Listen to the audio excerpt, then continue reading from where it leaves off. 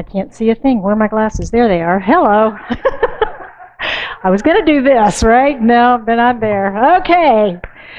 So we are so made that when anything fires our soul, impossibilities vanish. Impossibilities vanish. What fires your soul? What fires your soul? What gets you out of bed in the morning? So what we're talking about this month as we complete our series today on the values of prosperity. And my talk is Living Your Destiny. Living your destiny. Now, do you think we have any control over our destiny, or is this just random? Are we just a victim of fate? Ernest Holmes, the founder of Centers for Spiritual Living and the author of The Science of Mind, on which we are based, says that destiny is the result of what we think. Effect which has been decreed according to perfect law. Cause and effect. So it would seem that it's not random, that our destiny is not random, and that we can and do, in fact, have some effect on our future. Cool and scary, yes? Cool and scary. Dr. John Demartini, the author of the book, The Values Factor, yes, it matches my dress, the author of The Values Factor that we've been talking about all month, and we're going to spend another month, another 4 weeks in study group delving more deeply into and actually doing these exercises to discover what our values are and then to marry those up with our goals. So come and play with us on Wednesday evenings for the next 4 weeks on that. But he tells us in the values factor, your highest value is the thing that is most valuable to you and gives rise to your evolving life purpose.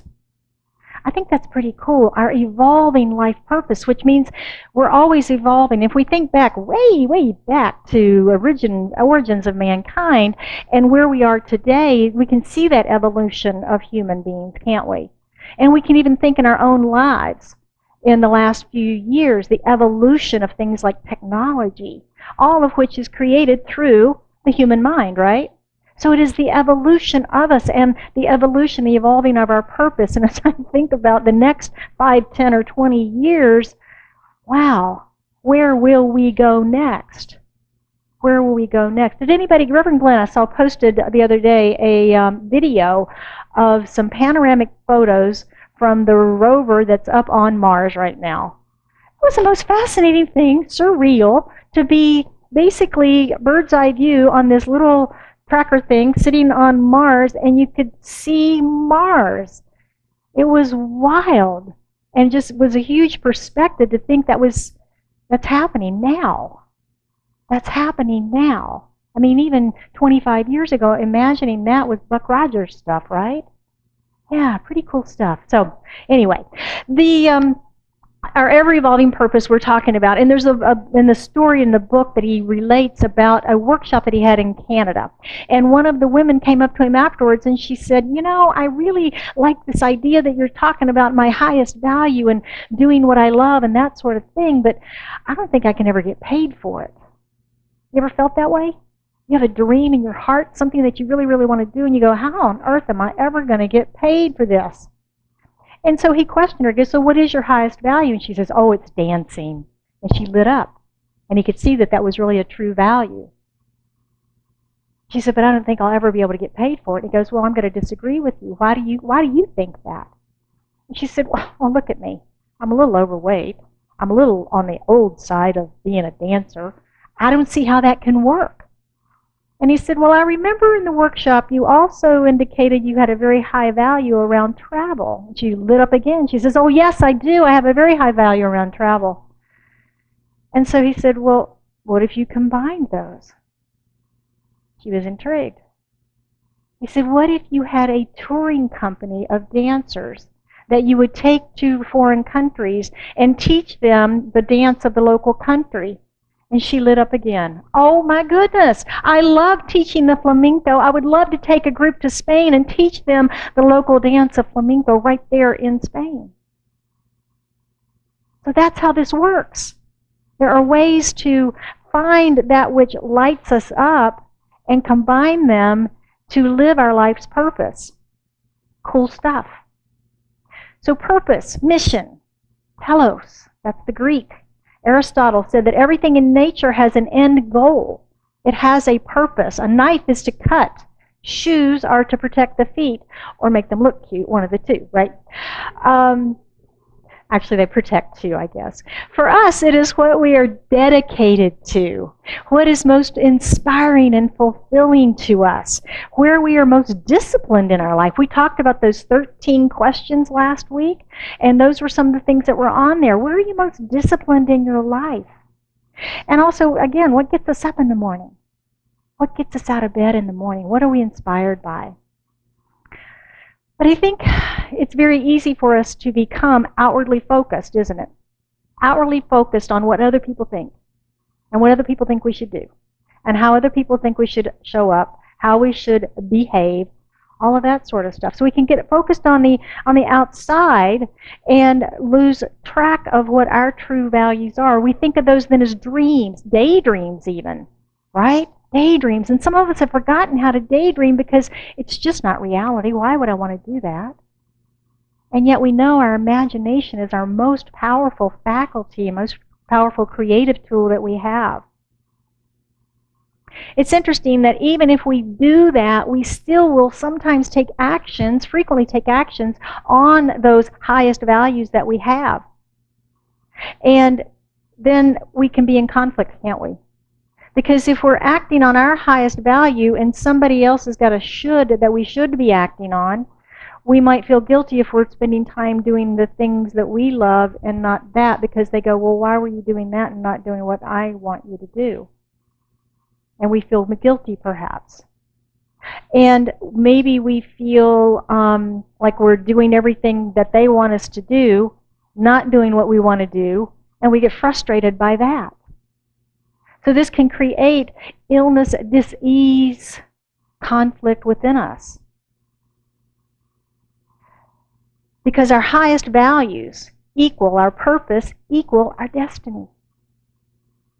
Our highest values equal our purpose and our destiny.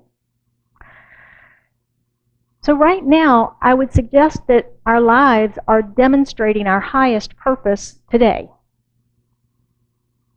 Some of us may go, really? This is it? But the fact of the matter is that we do what we really want to do. Anybody ever have a to-do list? Anything make its way from one day to the next, 1 year to the next? Yeah. Why do you think that is? Because those things that aren't getting done are not our highest values. Those things are our lower values. They will resonate with. Catching up on the filing. I'll do that tomorrow. Right? I'll do that tomorrow. Cleaning out the garage. I'll do that next week. Oh, it's too cold. Oh, it's too hot. That's mine. But that's what we do. They move their way. You know, you might be at the top of the list, but we jump over that when we go to the next one. We go to the one that's more appealing to us. It's indicative of our highest values. So right now your life is demonstrating your highest values. It's a matter of whether you're in alignment with them or not, or if you're in resistance to them. If you're in alignment with them or if you're in resistance to them. So I'm going to invite you to do a quick inventory in your mind about your life. What's demonstrating in your life? What's being reflected back? You know, in Science of Mind, we talk about that our beliefs are reflected back to us. If you want to know what you believe, you know, look at your life and see what's reflected back. DeMartini says the same thing about our values, that our values are reflected back to us. So think about yesterday, Saturday. What did you do? What did you do yesterday? And how did anything that you did yesterday align with your highest value? Is a clue to what your highest value is. Was it having fun? Was it cleaning your house? Was it cleaning out your garage? Was it connecting with friends? Was it playing golf? Was it working? What did you do yesterday that aligned with your highest values? What do you love to do that nobody else has to remind you to do? You know, anybody's got kids. You know, sometimes you just have to stay on them to do this, do this, do this, do this. And some things they just do naturally. They love it. You never have to remind them to do it. That's a clue to their highest values, isn't it? It's a clue to their highest values.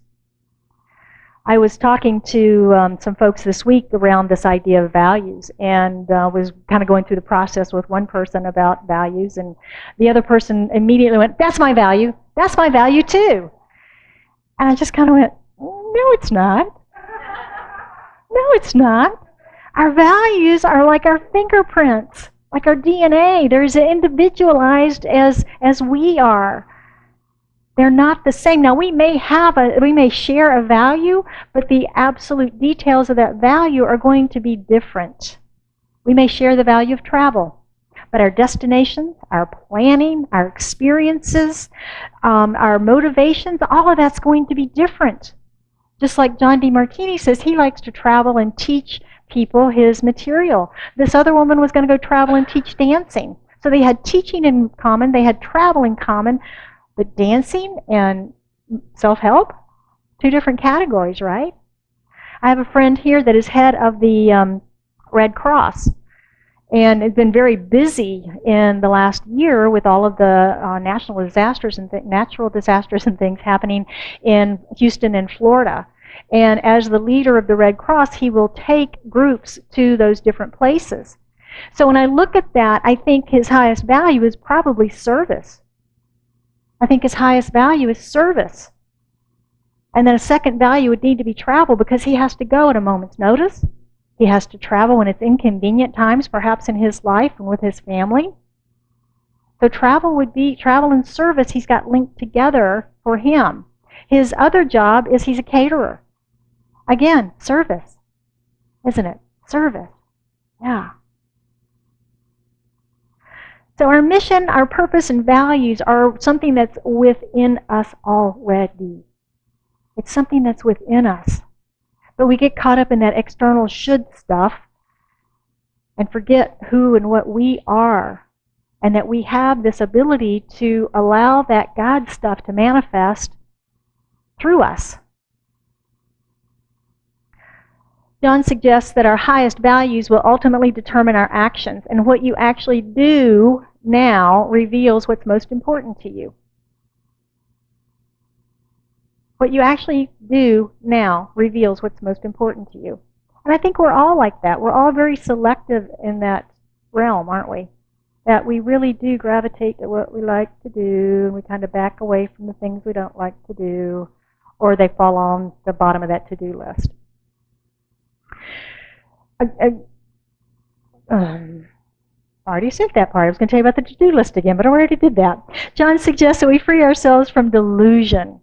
That we free ourselves from delusion. And what he means is that we need to be honest about what we're really deciding to do. That we can get caught up in that should stuff and delude ourselves that that's really what our lives are all about.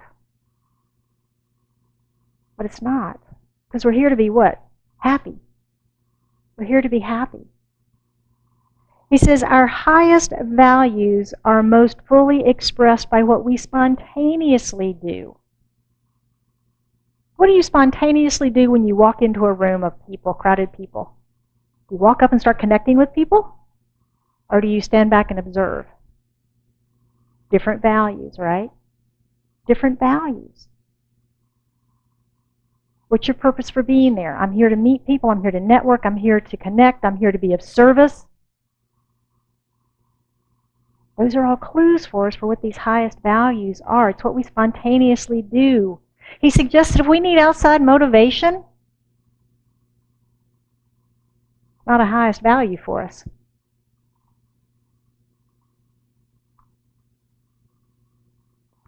So another toolbox that we have in all of this with values is figuring out how to help others to achieve their dreams by providing inspired service.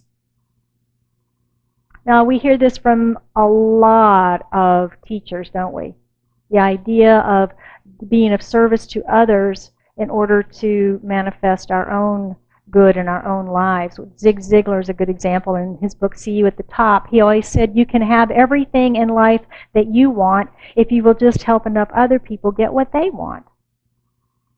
The book that we did in our book study, The Go-Giver, that was one of his principles, was giving back. The whole premise was this very successful man was giving back to someone that was building their career. Dale Carnegie and Think and Grow Rich, was that I got the books, which? Napoleon Hill, thank you. You know, that was part of that. Give back. Give back. So we have a wonderful example of many, many wonderful examples of this in our community through our volunteers. Those of you who volunteer in this community and give of your time and your talent to us. And this morning I want to acknowledge Carson James. He doesn't know I'm doing this, but I want to acknowledge Carson, who is delivering our video ministry each and every week. Carson is here every Sunday. He's running the camera. Make sure the microphones work. He does all the research on which is the right tripod, which is the right microphone. He records everything every week. He then gets it to Joe on our beautiful website that Joe has so lovingly given his inspired service to create for us so that we can have our ministry in this community go out into the world on the World Wide Web. Remember it's called that, the World Wide Web? That we can send this out. You can see it when you're not here. You can share it with your friends. People can find us and come and experience our community by seeing that video. So Carson's ministry, his inspired service to our community, allows me to do what I love to do, which is stand up here and teach spiritual principles and share it with the rest of the world. Yay, Carson!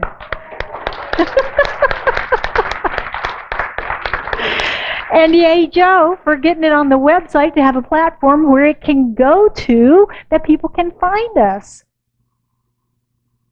Yay, Joe.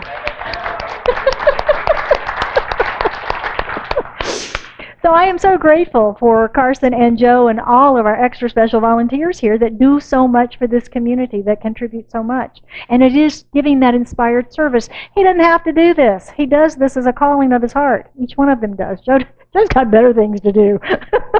He's got a business to run. But he gives of this community. He gives to this community. So where's your inspired service? Where are you providing inspired service to your family, your business, your community, this community, wherever that might be? Where are you inspired to serve? The flip side of that is complaining. Anybody complain? Ever? Thank you for being honest, Richard. Or perhaps you've listened. Perhaps you've heard someone complain. How about that? We've all heard someone complain. And you might walk away, and then maybe they are very successful people, but they're complaining, and you walk away going, what is wrong with them? Why are they so unhappy? Why are they so unhappy, so ungrateful?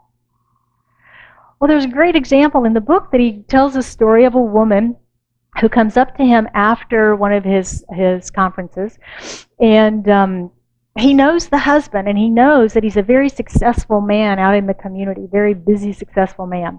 And the wife comes up, and she's like, great seminar. Why does my husband always complain, though? He says he's very happy in his business, but all he does is work all the time and complain to me all the time about the things he's unhappy about in his business. And John looks at her and he says a very profound thing. He says, his complaining is irrelevant. That was striking to me. His complaining is irrelevant. John suggests that he hasn't yet discovered how what is he's complaining about, the thing he's complaining about, is actually being of service to him in the advancement of his purpose.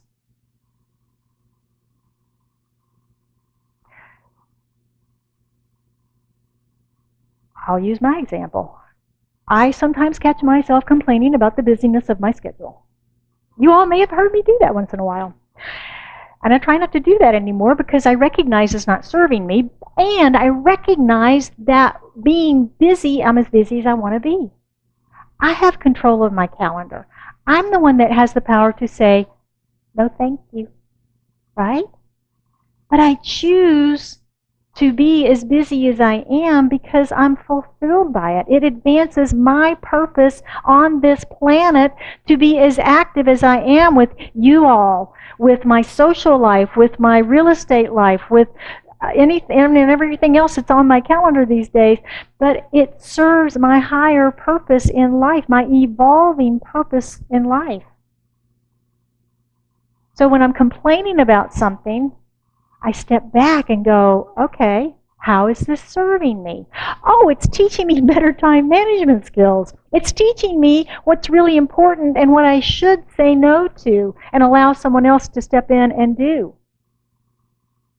Perhaps it's teaching me conflict management skills. Perhaps it's teaching me patience. What are the things that you complain about?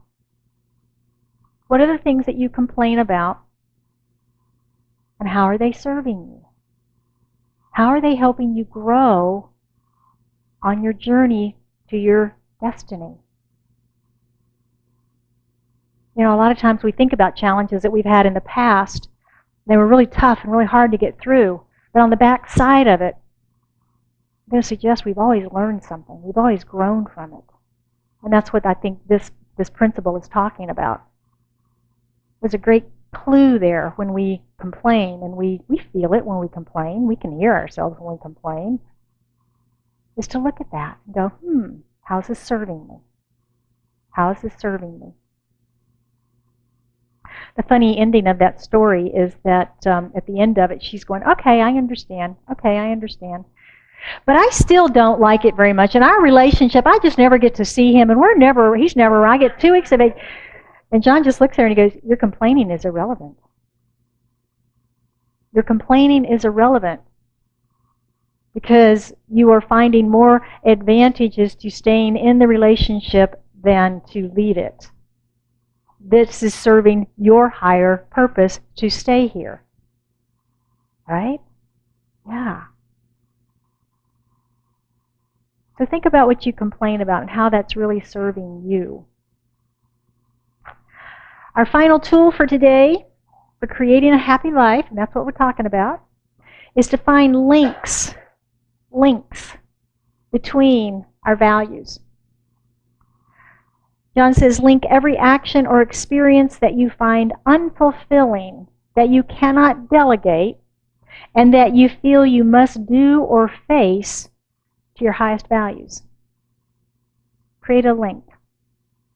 I have a friend whose highest value is connecting with people. That's her highest value. It's her number one goal. She gets very upset if she can't make a connection with somebody. You know, if they're resistant to her, she tries even harder. And we started drilling down and talking about this a little bit. And she has linked her smile as that disarming vehicle that she uses to connect with people, approaching them with a big smile. She has linked that to incredible dental care. I asked her, I said, what do you do every day? You don't have to be reminded to do that. You do every day. Oh, I take care of my teeth. The first thing she said. Well, that's interesting. Why? And that's when she shared with me, because I think my smile is what opens doors and what connects me with people and connecting with. So we drilled it down to connecting with people is her highest value, and she's linked that with dental care. She did this subconsciously, of course, but you can do that. You can link your highest values. You can link your highest values. An example in the book is about a young man that was going back to school to be a computer programmer. Loved computers, loved computer programming, everything about it. But he was very frustrated because he had to take English and psychology, and he hated those classes. He wanted to just take his computer programming classes. And John helped him to link the English class and the psychology class and the accounting class to his future success as a programmer. That yes, he needed the programming skills, but gee, when you become a very successful programmer and you open your own company, you might need to know how to read a financial statement. So the accounting class is going to help you in your business. And you might need to know how to write your resume, letters to your customers. So your English is going to come in handy. Psychology will help you deal with your employees in the future when you build your big mega corporation. It shifted his perspectives where he could link then even these low-value psychology, accounting, and English classes to his higher value of being this world-class computer programmer and creating all these wonderful companies and things. So it's that linkage. It's that linkage. He tells us to link whatever you see as being in the way to being on the way. What we see as being in the way to being on the way. So let's look at how we can begin to live from our highest values to achieve our destiny.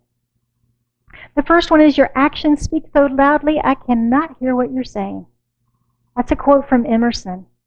And it's such a good reminder when I get frustrated when people are talking about things and there's no action or activity around them. And I just simply go, oh, it's not a high value. This is what they want it to be, but this is the action. This is what's telling me what is. And it's really easy to see that in others, but when we turn that camera on ourselves, it's harder, isn't it? Sometimes we need a friend to help us see those things. Here's my goal. Yeah, but here's your action. And sometimes we can't see that disconnect, but our friends, our family can help us to see that and then help us to use these links to link that stuff together. Obstacles are on the way, not in the way. We just said that. Life's journey is filled with opportunities, and we can choose to either resist or choose to embrace. Instead of looking at an obstacle, look at an opportunity and embrace it. How is this going to serve me? How am I going to learn patience through this? Or creativity, or make more connections, or learn better negotiation skills, or conflict resolution skills. It helps us to grow forward to achieve our purpose. The third one is linking those low values to your high values. There's a lot of low value stuff. Well, that's not even true. See, it's low value to me. That's funny. It's low value to me. It may not be to you guys. Let me start that over. There are low values to me, such as going to the grocery store. Not my favorite thing to do. But I have to do it, or I have to eat out all the time, which I don't like to do that either. So, how can I either delegate that or link that to something else? If I want good health and nourishing food, I need to go to the grocery store and purchase that so that I have that available to me, and I'm not forced to eat out and maybe not eat the healthiest foods available. So I can link that health goal to going to the grocery store. See how that works?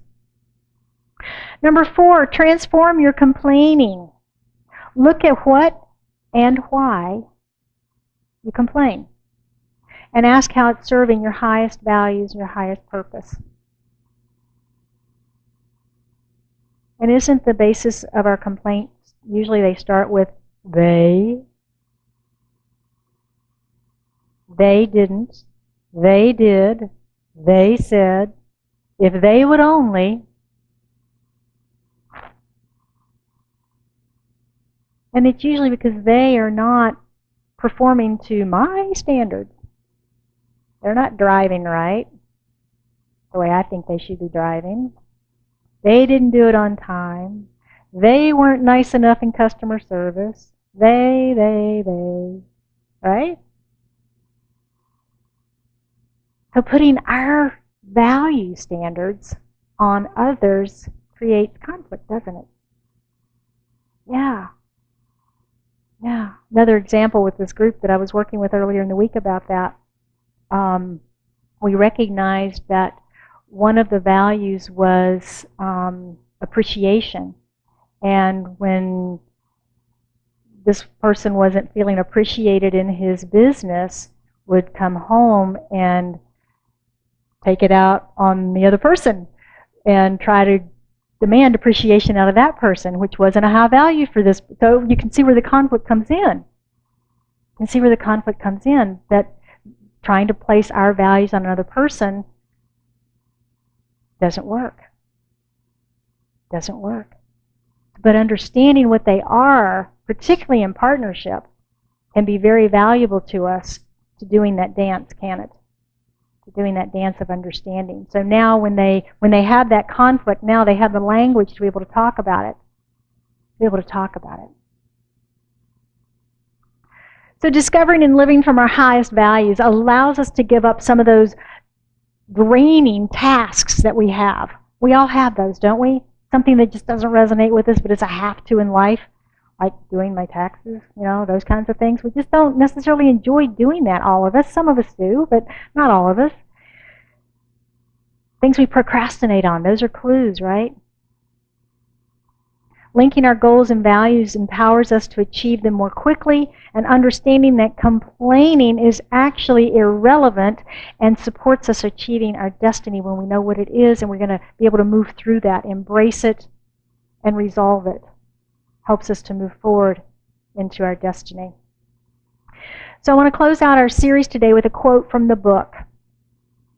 He says, "We are the purposeful driver of our destiny, looking forward into the cause of our future, not looking back into the effect of our past actions." I think that's very powerful and very much in alignment with our Science of Mind teaching, is that we look forward into the cause of our future. And we don't have to look back into the past of our past actions. That's kind of what we're doing this year, in this year of prosperous living that we're talking about as we work with the Dwayne Gaines definition of prosperity, which I have here somewhere. Oh, lost it. Anyway, it's about prosperity in all areas of our lives, not just in the area of wealth. And so that's what this is. We're looking into the cause of our futures. So harness your power. Harness the power of your values and learn your purpose and live your destiny. So it is. Oh, and thank you for being with us today. I hope you've enjoyed our series on values for the last 4 weeks, or 5 weeks. Has this been 5 weeks on the month? Yes? 5 weeks in March. And we get 4 more with our book study. And I hope you can all join us for that as we delve deeper into this. I want to invite you to join me in an affirmative prayer now. We anchor and affirm in this truth this morning. How good it is that we come together on this beautiful spring day to gather in the oneness and the wholeness of the divine, into that energy of spirit, of source, of essence and presence, that thing we call God, that thing we call love, that thing we call life.